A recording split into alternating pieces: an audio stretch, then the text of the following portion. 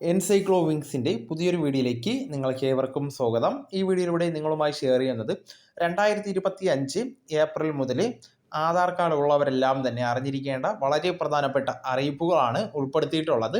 നമ്മുടെ വീഡിയോസ് ആദ്യമായി കാണുന്ന സുഹൃത്തുക്കളാണെങ്കിൽ ആദ്യമേ തന്നെ ചാനൽ ഒന്ന് സബ്സ്ക്രൈബ് ചെയ്യുക. അപ്പോൾ നമുക്ക് വിശദാംശങ്ങളിലേക്ക് കടക്കാം. ആദ്യത്തെ അറിയിപ്പ്: ആധാർ സംവിധാനം കൂടുതൽ സുരക്ഷിതവും സൗകര്യപ്രദമാക്കുക എന്ന ലക്ഷ്യത്തോടെ പുതിയ ആധാർ ആപ്പ് പുറത്തിറക്കിയിട്ടുണ്ട്. കേന്ദ്രമന്ത്രി അശ്വനി വൈഷ്ണവ് ഇതുമായി ബന്ധപ്പെടുത്തിയുള്ള അറിയിപ്പുകൾ പങ്കുവച്ചിട്ടുണ്ട്. ഫേസ് ഐ ഡി ഓതൻറ്റിക്കേഷനും നിർമ്മിത ബുദ്ധിയും അടങ്ങുന്ന ഡിജിറ്റൽ ആധാർ പൗരന്മാർക്ക് ലഭ്യമാകുന്ന മൊബൈൽ ആപ്ലിക്കേഷനാണ് പുറത്തിറക്കിയിട്ടുള്ളത്.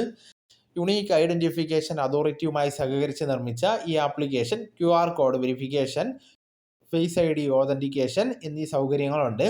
ഇതിലൂടെ ആധാർ പകർപ്പുകൾ കയ്യിൽ കൊണ്ട് നടക്കേണ്ട ആവശ്യമില്ല. UPI പണമിടപാട് പോലെ തന്നെ ആധാർ വെരിഫിക്കേഷനും എളുപ്പമാകുമെന്നാണ് മന്ത്രി വ്യക്തമാക്കിയിട്ടുള്ളത്.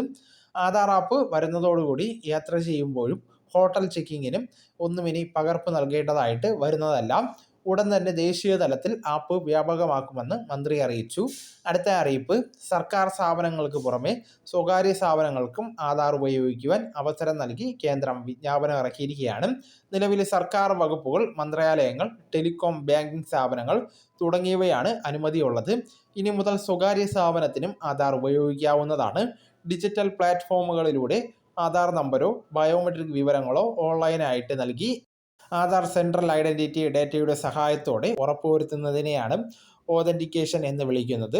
വിവിധ സർക്കാർ സേവനങ്ങൾക്ക് ഓൺലൈനായിട്ട് രജിസ്റ്റർ ചെയ്യുമ്പോൾ ആധാർ നമ്പരും ഫോണിൽ വരുന്ന OTP നൽകി വെരിഫൈ ചെയ്യുന്നതും റേഷൻ വാങ്ങുമ്പോൾ വിരലടയാളം പതിക്കുന്നതുമൊക്കെ ആധാർ ഓതൻറ്റിഫിക്കേഷൻ്റെ ഉദാഹരണങ്ങളാണ്. ഇനി ഇത് സ്വകാര്യ സ്ഥാപനങ്ങൾക്കും ഉപയോഗിക്കുവാൻ അനുമതി നൽകിയിരിക്കുകയാണ്. ഇതോടൊപ്പം തന്നെ ആധാർ കാർഡ് 10 വർഷം കഴിഞ്ഞിട്ടും നിങ്ങൾ അപ്ഡേറ്റ് ചെയ്തിട്ടില്ല എങ്കിൽ അത് അപ്ഡേറ്റ് ചെയ്യുവാൻ ശ്രദ്ധിക്കേണ്ടതാണ്. മാത്രവുമല്ല, നിങ്ങളുടെ ആധാർ പഴയ മൊബൈൽ നമ്പർ ആണ് ഉള്ളത് എങ്കിൽ അത് പ്രവർത്തനരഹിതമാണെങ്കിൽ ആ നമ്പർ മാറ്റി പകരം പുതിയ ആക്റ്റീവായിട്ടുള്ള മൊബൈൽ നമ്പർ ചേർക്കുവാനും ശ്രദ്ധിക്കേണ്ടതാണ്. ഇനി ആധാർ ഇതുവരെ മൊബൈൽ നമ്പർ ചേർക്കാത്തവരുണ്ടെങ്കിൽ അത് ചേർക്കുവാനും അവസരമുണ്ട്. അടുത്ത അപ്ഡേറ്റ് എന്ന് പറയുന്നത് പ്രധാനമായിട്ടും 3 കാര്യങ്ങൾ പുതുക്കുവാൻ എല്ലാവരും ശ്രദ്ധിക്കേണ്ടതാണ്. ഒന്നാമത്തേത് നിങ്ങളുടെ ഫോട്ടോയാണ്. ഇപ്പോൾ ആധാർ ഉപയോഗിച്ച് പല കാര്യങ്ങൾക്കും ഫേസ് ഓതൻറ്റിക്കേഷൻ നിർബന്ധമാക്കുന്നുണ്ട്. അതിനാൽ തന്നെ നിങ്ങളുടെ പുതിയ ഫോട്ടോ നൽകിയിട്ടില്ല എങ്കിൽ ആധാർ ഓതൻറ്റിക്കേഷൻ സുഗമമായിരിക്കും. അതോടൊപ്പം തന്നെ നിങ്ങളുടെ ബയോമെട്രിക് വിവരങ്ങളും പുതുക്കുവാൻ ശ്രദ്ധിക്കുക. മൂന്നാമതായിട്ട് ശ്രദ്ധിക്കേണ്ടത്, നേരത്തെ പറഞ്ഞതുപോലെ തന്നെ ആക്റ്റീവ് മൊബൈൽ നമ്പർ നിങ്ങൾ ആധാർ ചേർക്കേണ്ടതാണ്. കാരണം ഇന്ന് കേന്ദ്ര സംസ്ഥാന സർക്കാരുകളുടെ ആനുകൂല്യങ്ങളും സേവനങ്ങളും ലഭിക്കുന്നതിന് ആധാർ ഒരു പ്രധാനപ്പെട്ട രേഖയാണ്. മാത്രവുമല്ല, gas, ration, pension, PM Kisan തുടങ്ങിയ ആനുകൂല്യങ്ങളൊക്കെ ലഭിക്കാൻ മസ്റ്ററിംഗ് നിർബന്ധമാക്കിയിരിക്കുകയാണ്. ഈ അടുത്ത് നടത്തിയ റേഷൻ മസ്റ്ററിംഗ് നിരവധി പേര് പരാജയപ്പെട്ടിരുന്നു. ആധാർ അപ്ഡേറ്റ് ചെയ്യാത്തതാണ് ഈ റേഷൻ മസ്റ്ററിംഗ് പരാജയപ്പെടുവാനുള്ള പ്രധാന കാരണം. അതിനാൽ തന്നെ ആധാർ കാർഡ് അപ്ഡേറ്റ് ചെയ്യുവാൻ എല്ലാവരും ശ്രദ്ധിക്കേണ്ടതാണ്. പ്രധാനമന്ത്രിയുടെ ആയുഷ്മാൻ ഭാരത് സൗജന്യ ഇൻഷുറൻസ് പദ്ധതി പോലുള്ള ആനുകൂല്യങ്ങൾ ലഭിക്കുന്നതിന് ആധാർ അധിഷ്ഠിതമായിട്ടുള്ള OTP ഉണ്ട്. എന്നാൽ ആധാറിൽ മൊബൈൽ നമ്പർ ചേർക്കാത്തവർക്ക് ഈ OTP ലഭിക്കുന്നതല്ല. അതുമൂലം ആനുകൂല്യം നഷ്ടപ്പെട്ടേക്കാം. അതിനാൽ നിങ്ങളുടെ ആനുകൂല്യങ്ങളും സേവനങ്ങളും എല്ലാം തടസ്സമില്ലാതെ ലഭിക്കുന്നതിന് ആധാർ അപ്ഡേറ്റ് ചെയ്യുവാൻ എല്ലാവരും ശ്രദ്ധിക്കേണ്ടതാണ്. ആധാർ സ്വന്തമായിട്ട് സൗജന്യമായിട്ട് പുതുക്കുന്നതിന് ജൂൺ 14-ാം തീയതി വരെ സമയം അനുവദിച്ചിട്ടുണ്ട്. അതിനാൽ അപ്ഡേറ്റ് ചെയ്യാത്തവർ അത് ചെയ്യേണ്ടതാണ്. അതോടൊപ്പം തന്നെ ബാങ്ക് അക്കൗണ്ട് KYC ചെയ്യാൻ ഇപ്പോൾ ആധാർ കാർഡ് പുതുക്കൽ നിർബന്ധമാണ്. ആധാർ ലിങ്ക് ചെയ്തിരിക്കുന്ന മൊബൈൽ നമ്പരും നിർബന്ധമാണ്. ഇത്തരത്തിൽ പുതുക്കാത്തത് മൂലം പല ആളുകളുടെയും ബാങ്ക് അക്കൗണ്ട് നിർജ്ജീവമായി പോകുന്ന സാഹചര്യമുണ്ട്. അതിനാൽ ആധാർ പുതുക്കി KYC അപ്ഡേറ്റ് ചെയ്യുവാൻ ശ്രദ്ധിക്കേണ്ടതാണ്. ഇനി ആധാർ പുതുക്കിയിട്ടും പുതിയ കാർഡുകൾ കിട്ടിയിട്ടില്ല എന്ന് നിരവധി പേർ പറയുന്നുണ്ട്. എന്നാൽ ആധാർ കാർഡ് കിട്ടാത്തവർ വിഷമിക്കേണ്ടതില്ല. നിങ്ങളുടെ പഴയ കാർഡിൽ തന്നെ അതിലെ എല്ലാ ഡേറ്റകളും നിങ്ങളുടെ പഴയ കാർഡ് നിങ്ങൾക്ക് ഉപയോഗിക്കാവുന്നതാണ്. അതിലെ എല്ലാ ഡേറ്റകളും പുതുക്കിയിട്ടുണ്ട്. നിങ്ങൾ ബയോമെട്രിക് മാറ്റുകയാണെങ്കിൽ അക്കാര്യങ്ങൾ അപ്ഡേറ്റ് ആകും.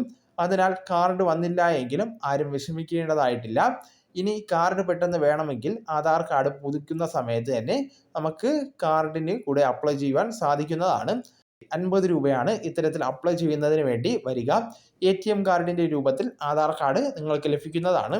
ഇത് വേഗത്തിൽ നിങ്ങൾക്ക് ലഭിക്കുന്നതായിരിക്കും. കുട്ടികളുടെ ആധാർ പുതുക്കിയിട്ടും കാർഡ് വരുന്നില്ല എന്ന് പറയുന്നവർ ഇത്തരത്തിൽ കാർഡിനായി അപേക്ഷിക്കേണ്ടതാണ്.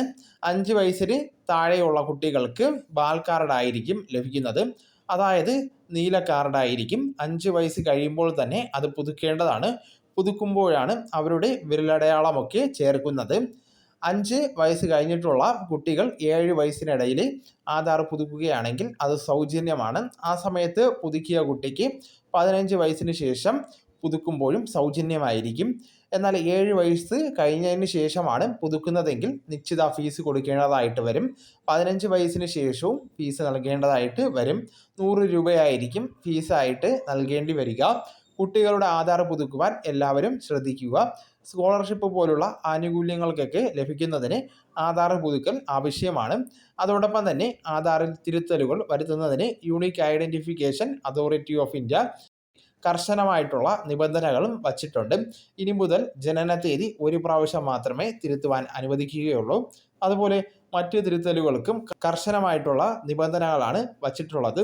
പേരുൾപ്പെടെയുള്ള കാര്യങ്ങൾ തിരുത്തുന്നതിന് മറ്റുള്ള കാര്യങ്ങൾ കൃത്യമായിട്ട് രേഖകൾ കൂടി നൽകേണ്ടി വരും. അതോടൊപ്പം തന്നെ ഇനി വ്യക്തതയില്ലാത്ത ഫോട്ടോകൾ ആധാറിൽ എടുക്കുവാൻ പാടില്ല എന്നതാണ് പ്രധാനമായിട്ടും നിർദ്ദേശം നൽകിയിട്ടുള്ളത്. അതായത് ഫോട്ടോ എടുക്കുമ്പോൾ വെളിച്ചത്തിൽ നിന്ന് എടുക്കുവാനും 2 ചെവികൾ കാണുന്ന രീതിയിൽ എടുക്കുവാനും ശ്രദ്ധിക്കേണ്ടതാണ്. എങ്കിൽ മാത്രമേ അത് അംഗീകരിക്കുമെന്നും അറിയിപ്പ് വന്നിട്ടുണ്ട്. അതിനാൽ ഫോട്ടോ എടുക്കുമ്പോൾ ശ്രദ്ധിക്കേണ്ടതാണ്. പുതിയ ആധാർ കാർഡ് എടുക്കുന്ന സമയത്ത് ക്ലിയർ ആയിട്ട് ഫോട്ടോ ആധാറിൽ അപ്ഡേറ്റ് ചെയ്ത് നൽകുവാൻ വേണ്ടി ശ്രമിക്കേണ്ടതാണ്. വളരെ പ്രധാനപ്പെട്ട ഈ ഇൻഫർമേഷൻ നിങ്ങൾ മറ്റുള്ളവരിലേക്കും കൂടെ ഷെയർ ചെയ്തെത്തിക്കുന്നതിന് വേണ്ടി ശ്രമിക്കേണ്ടതാണ്.